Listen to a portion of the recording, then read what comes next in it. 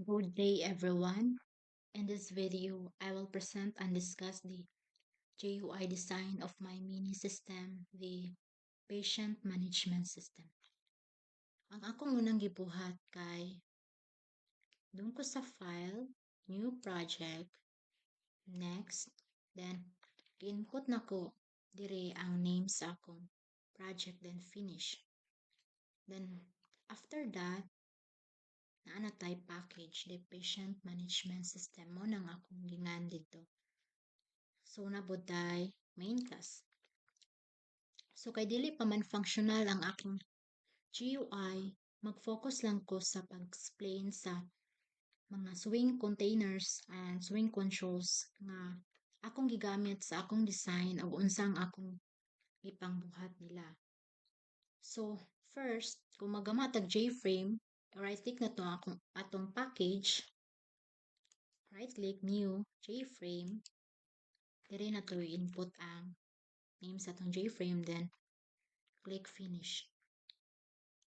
So this is the example of JFrame. Dili ta magbutag JFrame there sa source package, like itong i-right click then new JFrame kay natay warning makita diri sa ubos. So dili ta na magkama. So mag-una ko og explain sa akong first nga JFrame, the welcome. Then mo ni iyang design. First na akong gibutang is JPanel. Mo ni JPanel. JPanel is a smaller container inside a JFrame used to organize components. So, nag-add ko JPanel, right-click na ko, properties, background, then namili ko color sa akong background. Then, ga-add ko JLabel for the label nga patient appointment system. So, ako ningi right-click, properties, then ko sa font, namili ko font style o font size. So, ako siyang iset sa size nga 36. Right-click, edit text. So, alisin na context of patient appointment system. So, ako siyang in-drag. Nanakoy, patient appointment system. So, dili sila para sa kining una kay sila font. So, si JLabel is used to display text or images like display shock titles, instructions, or labels beside input fields. So, this is the JLabel. This is the login and register. Muna sila ang J button. Duha ka J button. So, mag-example ko og isa. J button, then right-click, edit text, login. After that, dungo sa properties, right-click properties, then background. Pili ko ang background. Color sa background like pink. So, this is the katulo na to nga J button. So, si J button is maka-triggered siya o ma-triggered siya action kung ato siyang tuplokon. So, this is the design preview. So, mauna sa ako ang first nga JFrame. Siyang i-delete. Delete. So, next is sa login form. Kung click na to ang button nga login, kini mo gawas.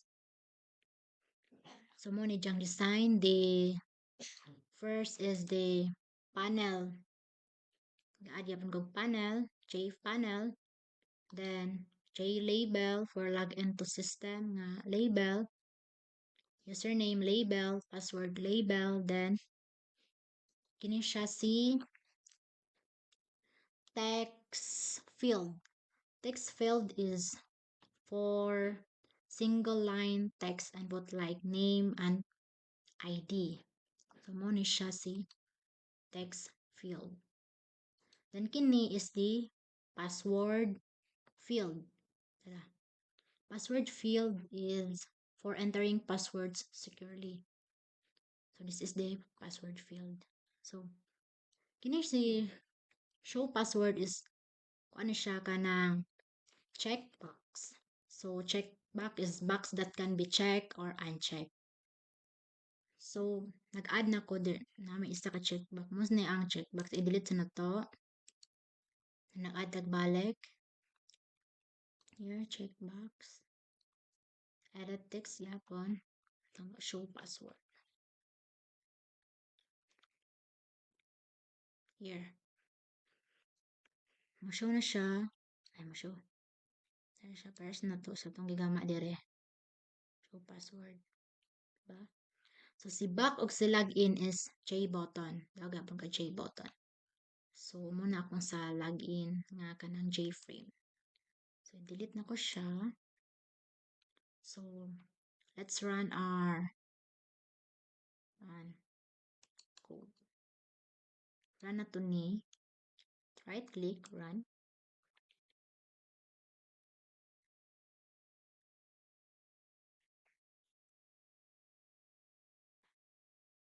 So, here. Munang welcome, login, mo siya ang mugawas. So, gaset ko sample na ani. So, tanga to. Na jail. 1, 2, 3, 4, 5. Show password. And login. Log na to si login. Login successful.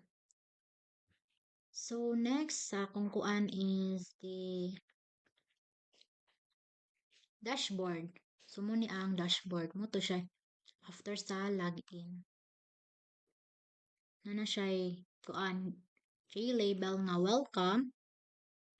Button gapon, J button, upcoming appointments, and book new appointments. O si log out. So, explain naman ako na. Then, derita sa book appointment. Muna akong book appointment na kanang J-frame. So, ga-add ko J-panel, label, label, label, J-label. This is the text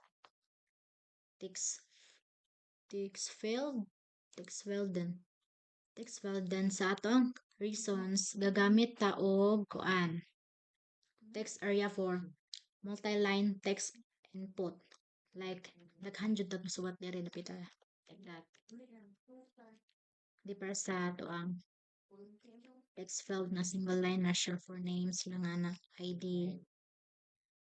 And this is the combo box. Sample tag combo box here. So, okay. Ang tig-preview na to ana, ang nasa item na item. So, ito na siya ng right click, doon tayo sa properties ninja. Dito to si models. So, ang kuan gibutangan ako siya og date. Kay kuan man ni siya patient management system like tangan siya date na over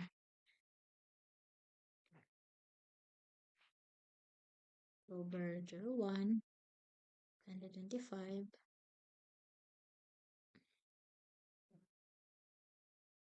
over 2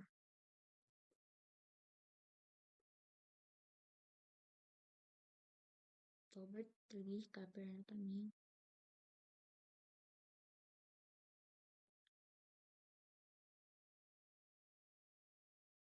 number 3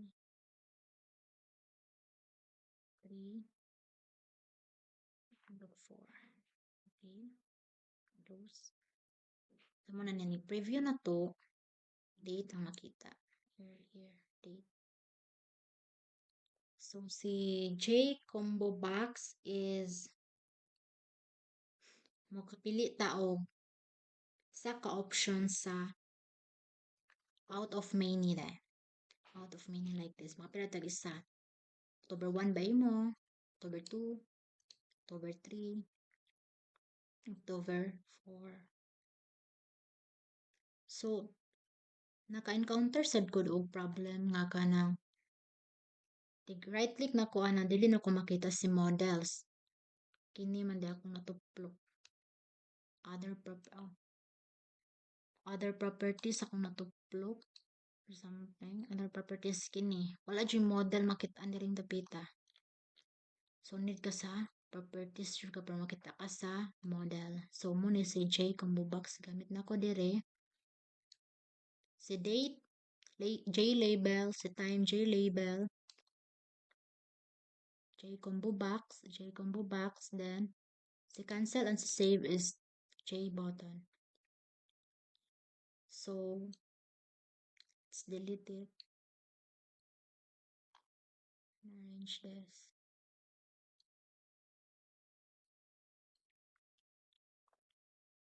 So, let's run. Tapos sa welcome. Then, guys, kung kanang gabutang na kog functionality dila like save. Delete na lang to sa kung ano lang itong isa welcome. Nanakoy ka ng functionality nga ni new login this dispose. Kini siya is kanang para tuplok nimo ana nga button mo next frame siya. So, gusto ko nga ang tituplok na ko sa button nga login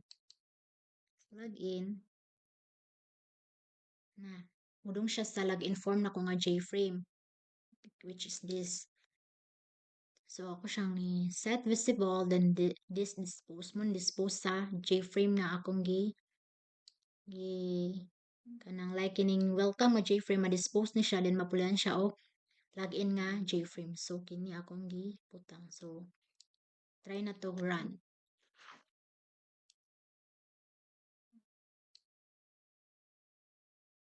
Login, then na Jane. Na Jane. 1, 2, 3, 4, 5. Show baka password, then sa login. Okay, successful. And lungo sa ani. Ano ko, kuan sa book appointment kay button naman siya. Ako na siyang gibutangan og katong new, then name sa kanang JFrame, then set visible at true, then sa ubos this dispose mo na siya nga ni. Then that's the end of my discussion. So kini nga system dai is based sa akong experience. Na siya kanang basehan sa akong experience sad as a patient mo nang mo ni akong nahuna-hunaan nga system. So that's all. Thank you.